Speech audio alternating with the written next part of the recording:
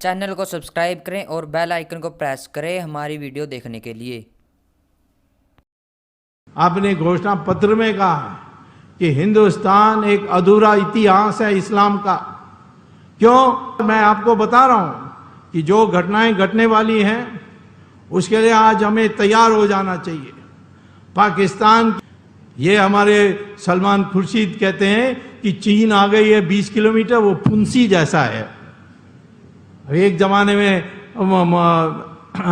जवाहरलाल नेहरू ने कहा कि अक्सर चीन में घास नहीं होती है, तो फिर महावीर त्यागी ने पार्लियामेंट में कहा कि आपके सिर में एक बाल भी नहीं है तो आपके सिर भी काट देना चाहिए क्या?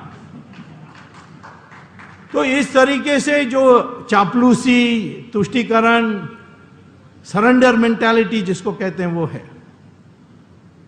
युद्ध आती है हमारे कारण नहीं, ऐतिहासिक कारण से आती है। उस समय हम तैयार हैं तो सारे देश की नक्शा, देश की इतिहास सब बदल सकते हैं। तो आज आवश्यकता किसकी है? हथियार व्यथियार तो बहुत आसानी से मिल जाएगी। आज आवश्यकता है दिमाग की, चेतना की, संज्ञा की। मनमोहन सिंह के बारे में बहुत कुछ कहा गया, लोगों ने मुझे भी लोग कहते हैं वो आपका मित्र है, ये इतनी बड़ी सिंहासन में बैठा है, इतनी ताकत है, उसका क्यों नहीं उपयोग करता है? मैंने कहा कभी सर्कस गए हो आप? सर्कस में रिंग, एक पिंजड़े में 5 सिंह होंगे और एक दुबला पतला रिंग मास्टर आएगा और वो सिंह को कहेगा ऊपर चढ़ो, सब ऊपर चढ़ेंगे, मुंह खोलो, सब मुंह खोलेंगे, अपना वो सिर रखेगा उसके मुंह के अंदर। ये सिंह 5 इतने अच्छे अच्छे उनको खाना मिलती है, इतने तगड़े हैं। ये सिंह जो हैं इस रिंग मास्टर को क्यों नहीं मारते हैं?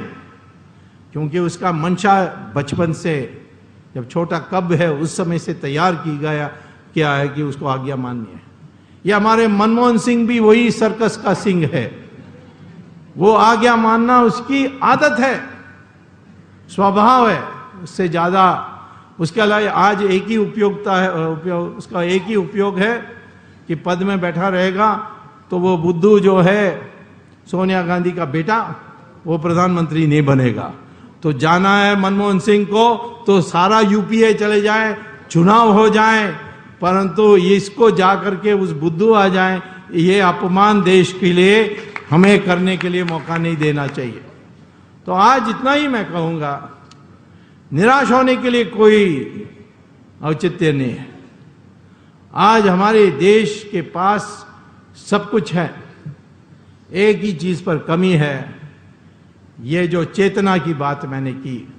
आज से एक विराट स्वभाव रखिए, जब हमें हथियार उठानी है हम उठाएंगे, हमारी शत्रु बाहर से आएंगे तो उठाएंगे, लेकिन हमारे पास इतनी बड़ी हथियार है हमारे हाथ में, जो वोट है वो इतना सरल है जीतने के लिए कि 40% हमारे लोग, आधा हिंदुस्तान के आधे लोग एक साथ होकर के वोट दें। उसके लिए हमें प्रयास करनी चाहिए। संगठन हमारे पास बहुत है, राष्ट्रीय स्वयंसेवक संघ गांव-गांव में है। विदेश के लोग मुझे कहते हैं कि ये राष्ट्रीय स्वयंसेवक संघ कैसा बना? क्यों? मैंने कहा क्यों? सिर्फ वॉलंटियर, और ये इतनी दुनिया के सबसे बड़ा वॉलंटियर ऑर्गेनाइजेशन आज राष्ट्रीय स्वयंसेवक संघ है, और हर गांव में है, हर कस्बा में है। इस संगठन है आपके पास, विश्व हिंदू परिषद है, और उसके जो पारिवारिक संगठन है, जैसे अभी हम जिस मंच से बोल रहे हैं, अनेक हैं। ये सब संगठन होते हुए हमें चिंता करने की जरूरत नहीं है। विजय हमारी होगी, क्योंकि ये हमारी प्रारब्धा है। किसने बोला? स्वामी ऋषि अरविंदो ने कहा, विवेकानंदा ने कहा, ये होने वाला है इस आने वाले 10 साल में। लेकिन हम लोगों को भी क्या करना है?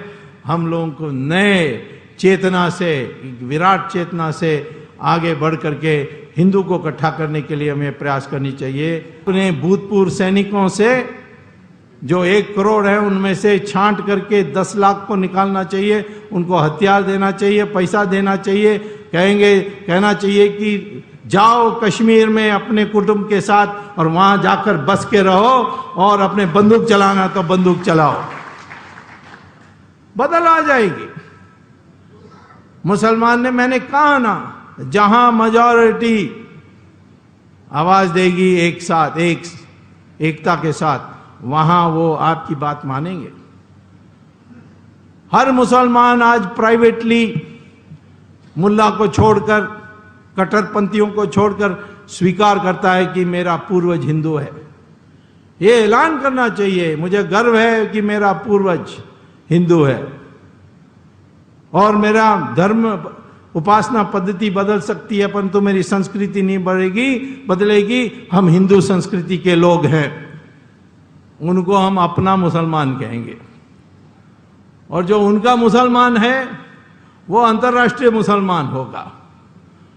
हमारी दोस्ती इजराइल के साथ है तो मुसलमान विरोध करता है। इजराइल क्यों? क्योंकि इजराइल पैलेस्टीनियन का विरोध कर रहा है, उनके ऊपर आक्रमण कर रहा है। तो हमें क्या, हमारा क्या जाता है? इजराइल हमें मदद कर रही है तो हमारे राष्ट्र हित में हमें इजराइल के साथ दोस्ती रखनी चाहिए। लेकिन मुसलमान ने आज तक वो जो भी पार्टी इजराइल की साथ दी उसका विरोध किया है। ये मंशा बदलना चाहिए, पहले हिंदुस्तानी उसके बाद मेरा धर्म। ये जो मंशा पैदा करने के लिए हमें प्रयास करनी चाहिए। उसके लिए संस्कृत कंपलसरी कर देनी चाहिए। कोई भी स्कूल की डिग्री चाहिए उसको संस्कृत जानना चाहिए। संस्कृत सारी भाषाओं में उसके शब्द हैं। इस तरीके से एक नया हिंदू को खड़ा करना चाहिए और जिस दिन नया हिंदू खड़ा होगा बाकी सब अपने आप ठीक हो जाएंगे। और मैं आपको बता रहा हूं कि जो घटनाएं घटने वाली हैं उसके लिए आज हमें तैयार हो जाना चाहिए। पाकिस्तान की कब्जा में आएगी। किसके कब्जे में? तालिबान के कब्जे में। ये चुनाव में ही देखिए तालिबान के लोग कितने हावी होंगे। और पाकिस्तान में तालिबान ने 10 बार कहा है, आपने घोषणा पत्र में कहा है कि हिंदुस्तान एक अधूरा इतिहास है इस्लाम का। क्यों? बाकी जगहों में हमने 100% मुसलमान बना दी, इस देश में हिंदुस्तान में हमने नहीं किया, इसीलिए अधूरा है। इसीलिए हमें सिखाना होगा उनको कि क्या अधूरा हुआ है।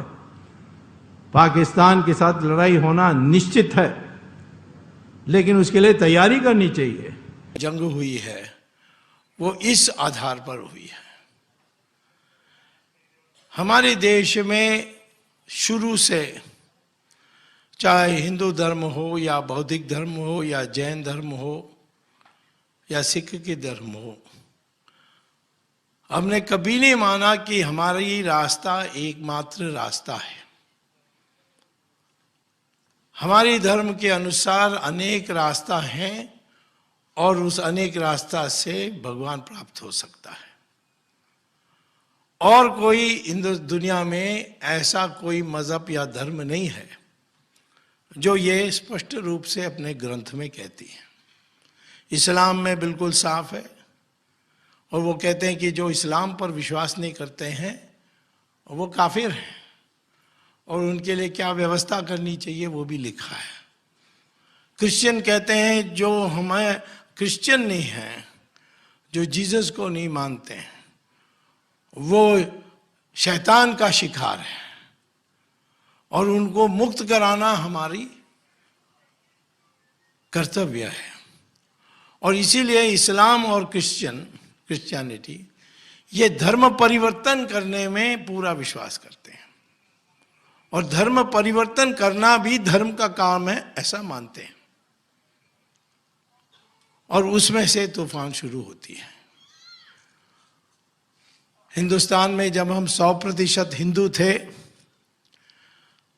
दूसरे देशों से भयभीत होकर लोग जो आए यहाँ, उनको हमने शरण दिया था। वो दूसरे धर्म के थे। इस गुजरात में चादा राणा जो थे द्वारका के पास, उन्होंने ज़ोरोएस्ट्रियन धर्म के लोग जब ईरान में इस्लाम का कब्जा हुआ और वहाँ बड़े